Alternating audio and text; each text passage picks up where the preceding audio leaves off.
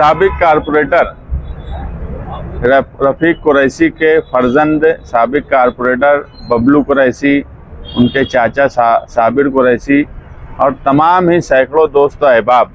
और उनकी फैमिली के जिम्मेदारान आज समाजवादी पार्टी में शामिल हुए। बबलू कुरैशी के वालिद का ताल्लुक़ निहाल साहब से रहा है और बहुत करीबी ताल्लुक़ रहा है। आज इलेक्शन का वक्त है तो हर मामले को किसी का जाना और किसी का आना ये इलेक्शन को देखकर ही किया जाता है। जिस हिसाब से मालेगांव शहर में और नदी के उस पार बीजेपी और शिवसेना मिलकर साजिश कर रही है, तो ये एहसास एक आम लोगों को भी हो रहा है कि कारपोरेशन में आने वाले वक्त में भगवा झंडा लहराने की एक प्री प्लानिंग कोशिश की जा रही है और उस कोशिश में उनके आलाकार मौजूदा एमएलए बने हुए हैं। ऐसे वक्त में सेकुलर फ्रंट का झंडा कारपोरेशन में लहराए और नदी के इस पार से ही मालेगांव सेकुलर फ्रंट को अक्सरियत मिले, इस नियत से साबिक कारपोरेटर बबलू कुरैशी का मैं समाजवादी पार्टी में इस्तकबाल करता हूं कि नियत जो है एक आम लोगों के लिए है, क्योंकि अगर कारपोरेशन में भगवा झंडा लहराया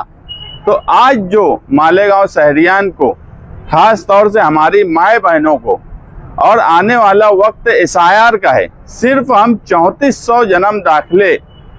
के टेक्निकल मामले को लेकर आज 1 साल होने के करीब है। हमारे लोग जेल में हैं, ख्वातीन जेल में हैं। आप सोचिए कि कारपोरेशन में किसी का इक़्तिदार बीजेपी का नहीं था, उसके बाद किरीट सोमैया जिस तरह से धांधली कर रहा था, अगर कारपोरेशन में बीजेपी का झंडा लहरा जाए, भगवा झंडे का वहाँ कब्जा हो जाए, तो किरीट सोमैया जैसे लोगों के लिए कारपोरेशन में आना और ज़्यादा आसान हो जाएगा, मसाइल पैदा करना और ज़्यादा आसान हो जाएगा। इसलिए मालेगांव शहर के इस तरह के नौजवान जिनकी सोच इस तरह की है कि भगवा झंडा इस मर्तबा जो प्लानिंग है उसको किसी भी तरीके से मुस्तरद किया जाए, मैं मालेगांव शहर के आम लोगों से भी यही कहूँगा कि ये इलेक्शन बहुत सोच समझकर फैसला करने का है कि तुम्हारी बुनियादी ज़रूरत के साथ साथ तुम्हारे तहफ़्फ़ुज़ के लिए कौन सा फ्रंट खड़ा है और साल भर से तुम्हारा तहफ़्फ़ुज़ कौन लोग कर रहे हैं। ये सब बात को सोचने का वक्त आ गया है, क्योंकि इलेक्शन यौम हिसाब होता है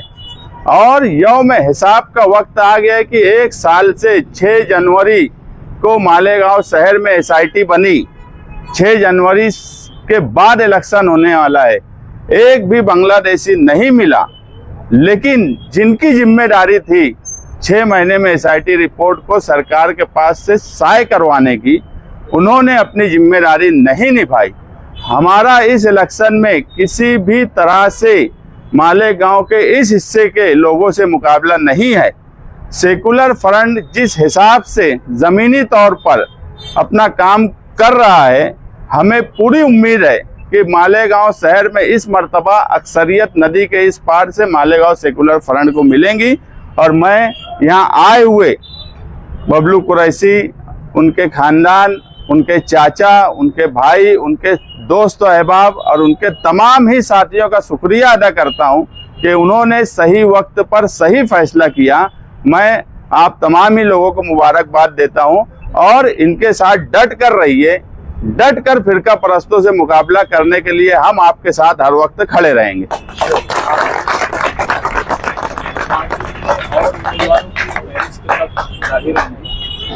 हमारी फहरिस्त ऐसा है कि सब कुछ हो चुका है। सेकुलर फ्रंट के